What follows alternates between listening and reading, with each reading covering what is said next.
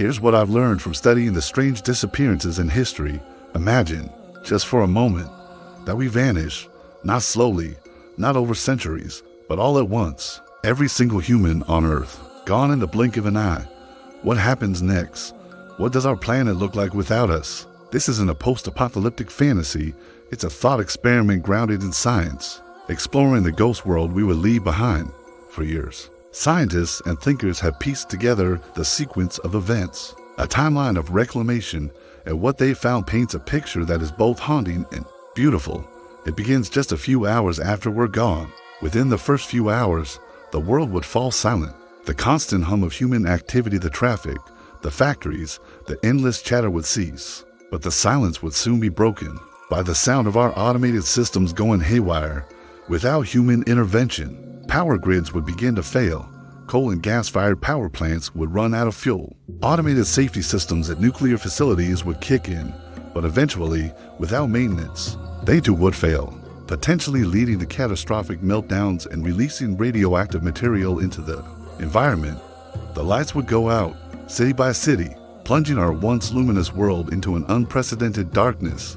In the days that follow, our pets and livestock would face a grim reality. Millions of animals confined to homes and farms would be trapped. Many would perish from starvation and thirst. However, the hardier and more resourceful ones would escape. Packs of dogs, now feral, would roam the suburban streets, returning to their ancestral hunting instincts. Farm animals would break free from their enclosures, creating new, wild herds. Meanwhile, underground, our infrastructure would start to crumble. Subway systems, no longer pumped clear of groundwater, would flood completely, transforming into dark, subterranean rivers. A few months to a year after our disappearance, nature's reclamation would be well underway. Our meticulously manicured lawns and gardens would be overrun with weeds and wildflowers. Invasive plant species we once fought to control would now spread unchecked. Cracks in our roads and sidewalks would sprout with life. As pioneer plants break through the asphalt and concrete, the world's air quality would dramatically improve, clearing the smog that has shrouded our cities for centuries. Without our constant fishing, marine populations would begin to rebound with incredible speed. Whales, sharks, and countless species of fish would reclaim the oceans. Decades later, our cities would be almost unrecognizable.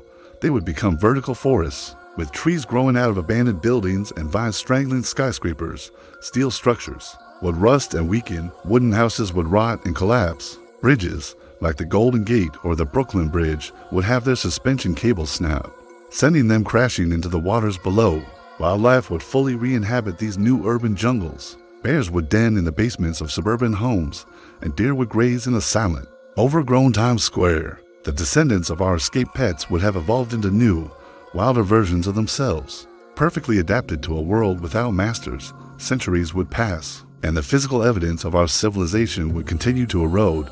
Most of our buildings would be little more than rubble, covered by soil and vegetation.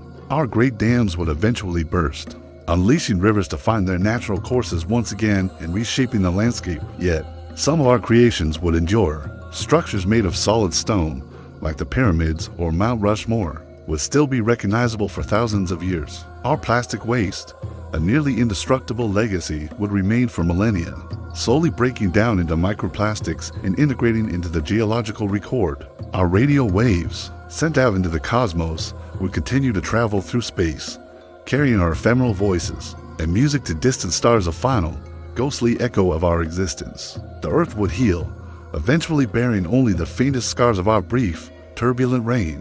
The planet doesn't need us, but it would forever carry the memory of our presence, a silent testament to the species that built a world and then simply was gone. Now, why does this matter? What can we possibly learn from a world we're not in? This thought experiment serves as a profound reflection on our impact. It's a mirror held up to our present, showing the immense pressure we exert on the planet every single day. The speed at which nature would reclaim our world is a stark reminder of its resilience, but also of our own fragility. Perhaps by imagining a world without us, we can better appreciate our place within it and learn to walk more lightly on the earth we are so lucky to inhabit. The story of Earth without humans isn't an ending. It's a powerful lesson about beginnings and about the responsibility we have right here and right now.